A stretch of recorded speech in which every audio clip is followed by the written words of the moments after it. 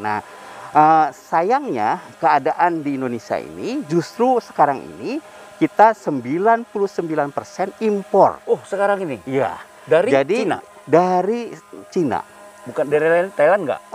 Tidak. Jadi sebagian 99% ini dari Cina. Sekarang ini ya? Iya, kita mengimpor benangnya. Benang. Nah, benang ini oleh masyarakat pertemuan Indonesia digunakan untuk membuat kain sutra.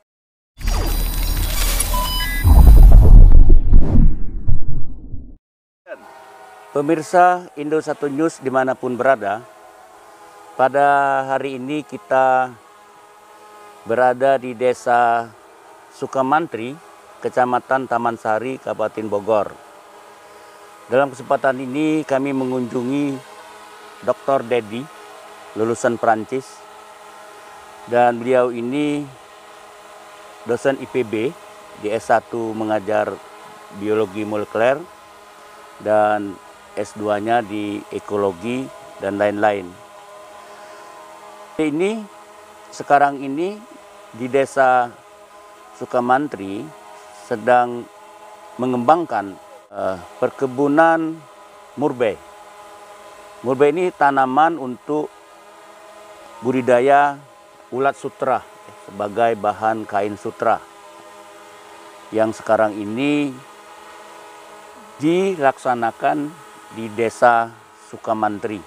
Ini proyek perkebunan dari Institut Pertanian Bogor.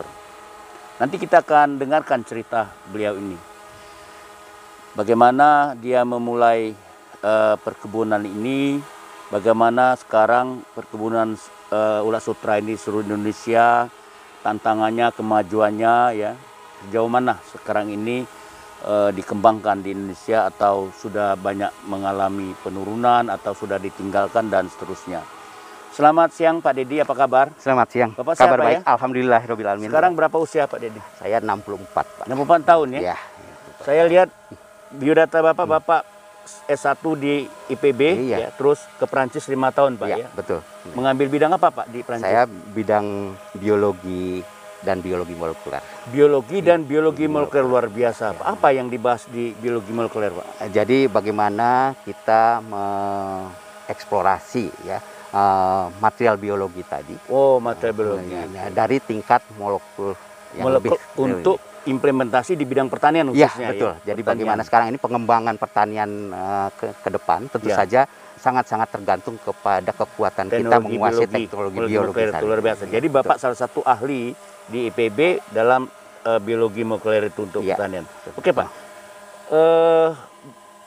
udah berapa lama Bapak budidaya kebun murbei ini Pak? Jadi secara historik IPB adalah menyokong perkembangan bagaimana pengembangan sutra alam di Indonesia. Sutra alam. Sutra alam di Indonesia. Oke. Jadi sejak lama IPB mengembangkan murbei ini seluas 8 hektar. Oke.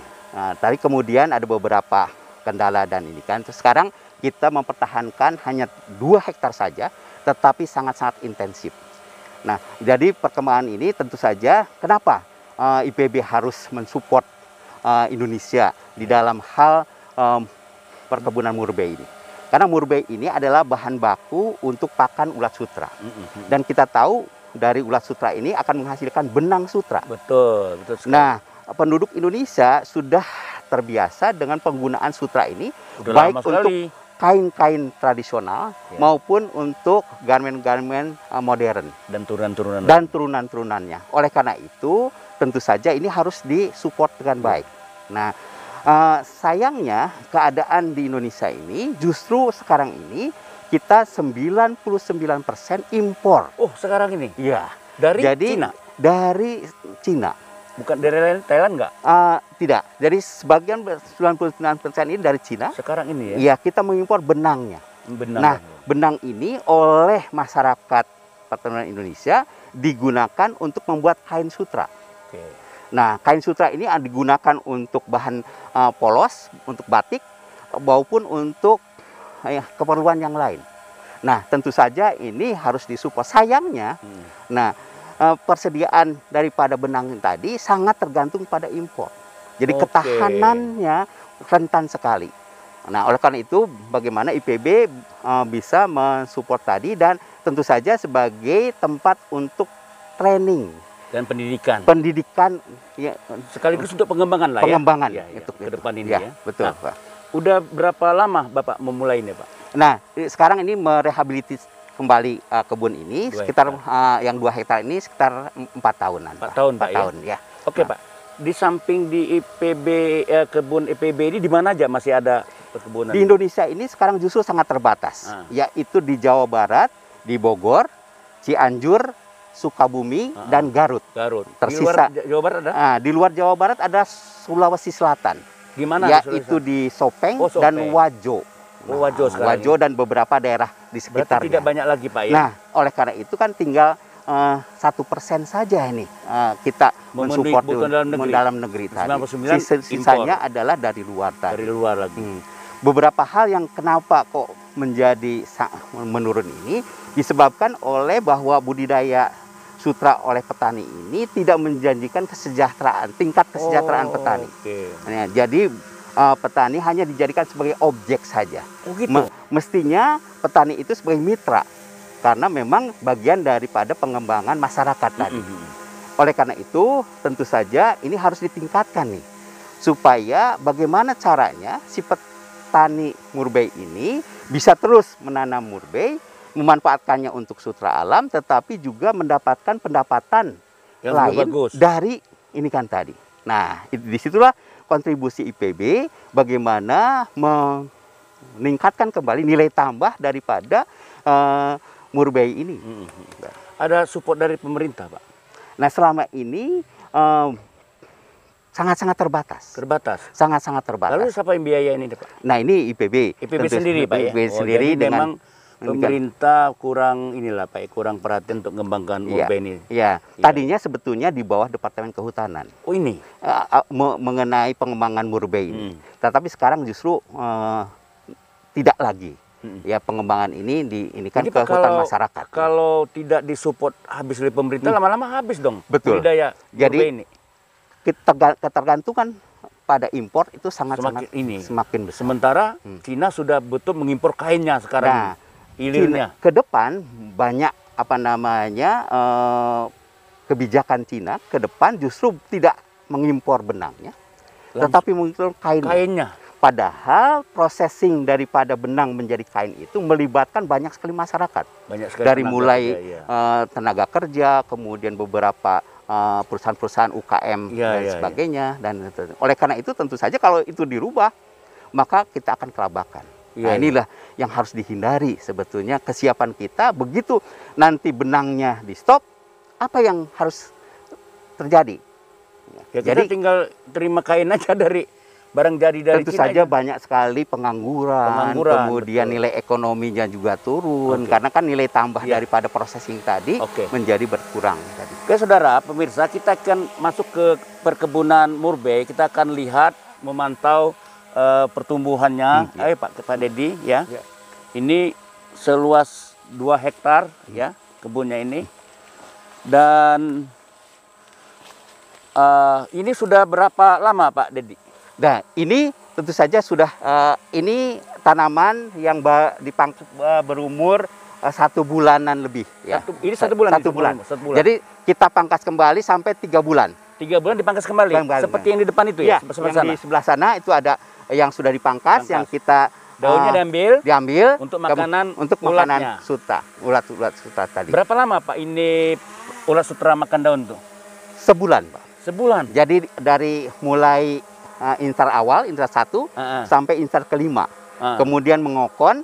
Nah, mengokon tadi menjadi kepompong. Ya. Nah, kepompongnya tadi dimanfaatkan untuk benang tadi. Benang tadi ya. Ya. Oh, jadi berapa banyak Pak ulatnya Pak untuk mengkonsumsi ini? Biasanya kita memelihara 1 box. Satu box untuk bibit ulat tadi itu sekitar 20.000 ulat. Untuk berapa hektar? Itu kita menghabiskan sekitar 900 kg daun. Oh, 900 kg. Untuk 20.000 ulat tadi. Pak, ya? Nah, dari 20.000 tadi akan menghasilkan produksi kokonnya sekitar 30 sampai 35 kilo. Kalau 30 sampai 35 kilo per hektar. Tidak. Jadi per hektarnya ini lebih dari 1 ton, Pak. Bisa 2 ton. Lebih 1 ton, 2 ton. Iya, sampai 2 ton. Ya. 2 ton 2 hektar ya. Ya. Jadi dia 1 tahun. Jadi kita bisa mensuplai 2 box. 2 box. 2 box untuk pemeliharaan ulatnya tadi. Ulat tadi. Ya. Jadi setahun kita bisa 3 kali mangkas ya? Ya, gitu. 3 kali mangkat dengan ya selang 1 ini kan periode untuk istirahat. Jadi ini. potong, terus dikasih ulatnya dimakan, ya. biar dia tumbuh lagi, Betul. kemudian tumbuh potong. Potong lagi. Jadi setahun 3 kali 3 atau kali. 4 kali, Ya, luar ya, biasa. 3 sampai 4 kali lah. Kalau diukur dari nilai uang berapa itu Pak? Jadi cukup lumayan, Pak. Nah, sayangnya biaya untuk tenaga kerja dan sebagainya itu cukup tinggi. Tinggi Pak. Padahal harga kokonnya murah. Murah. Nah, selama ini dari mulai 50.000 per kilogram sampai 100.000 per kilogram, tetap saja keuntungan di tingkat petani sangat rendah. Kecil. Ya. Kecil. Nah, sedangkan yang keuntungan yang terbesar itu ada di hilir. Di hilir ya pastilah. Sangat-sangat harga kain ada yang sampai 5 juta, 10 juta dan sebagainya. Iya, mahal lah sutra Ya, kan. sutra tadi kan. Bahkan ada yang puluhan juta. Gitu. Iya, Nah, tergantung pada motif dan ininya garmen yang ini kan. Ini gimana Pak cara pemeliharaan ini selama Bapak menanam budidaya daun murbei ini Pak? Berapa tenaga kerja yang diperlukan? Ya, ini kami dengan 2 hektar ini 2 tenaga kerja. Cuma 2? 2 tenaga kerja. Kemudian kita bagi 3 blok. Oh, 2 tenaga kerja dibagi 3 blok. 3 blok. Nah, 1 blok itu bisa menghasilkan tadi 1 sampai 2 ton. Nah, kemudian itu untuk sekali pemeliharaan. Tadi. Terus ini rumput-rumput ini banyak kali Pak? Ya, sekarang ini nggak belum mengganggu pertumbuhan? Justru kita ini periode setelah ini adalah pembersihan. Ya, di tempat lain ini memang belum. Berarti rumput-rumput ini mengganggu Pak? Mengganggu juga. Mengganggu untuk. Jadi harus dibersihkan. Ya, harus dibersihkan. Tapi itu. cukup dengan 2 orang bisa ini. Kita bisa jadi menghemat tenaga kerja. Ya. Jadi makanya kalau untuk industri rumah tangga dengan suami istri dan anak itu udah bisa mengelola. Hidup, ya? Mengelola. Artinya sebulan dia perkiraan dapatlah 1,5 juta mungkin Pak ya? Ya, bisa 1,5 juta, 2 juta Pak ya? Ya. Nah, terus ini di mana Bapak melakukan fabrikasi tenunnya nih Pak? Tenun. Nah, jadi kita buat dari kokon tadi diproses menjadi benang.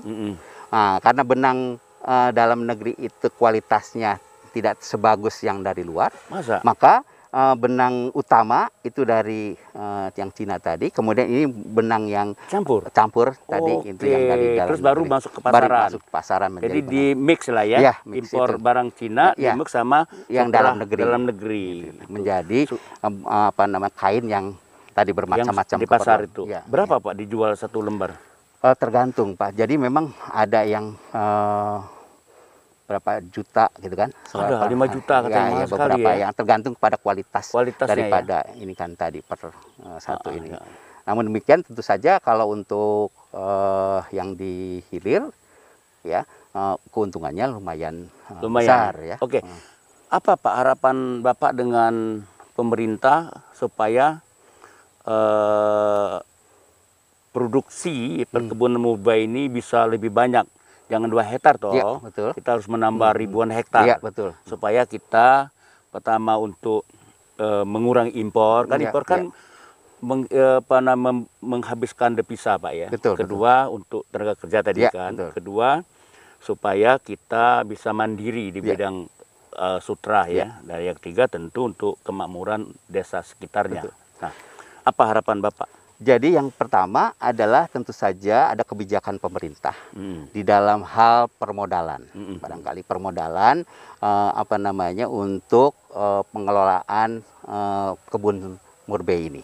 Yang kedua meningkat kepada teknologi-teknologi untuk processing. Nah, processing daripada produk-produk yang ada. Yang ketiga tentu saja pasar yang terjamin dalam artian harga tadi tidak naik turun. Jadi stabil, kemudian juga keuntungan banyak di. Yang ketiga tentunya si petani-petani ini berharap bahwa ada pendapatan lain dari murbei tadi. Saudara, pada kesempatan ini kita sudah banyak mendengar cerita dari Pak Dedi bagaimana perkembangan daripada perkebunan murbei ini sebagai bahan sutra kita ya, yaitu budidaya ulat sutra untuk bahan sutra kita.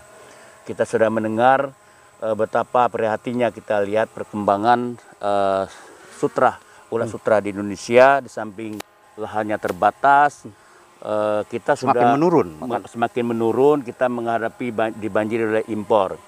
Tentu tadi Pak Dedi mengharapkan pemerintah penuh perhatian untuk intensifikasi maupun ekstensifikasi dari perkebunan murbei ini ke depan supaya sutra kita lebih maju dan bisa menampung banyak tenaga kerja.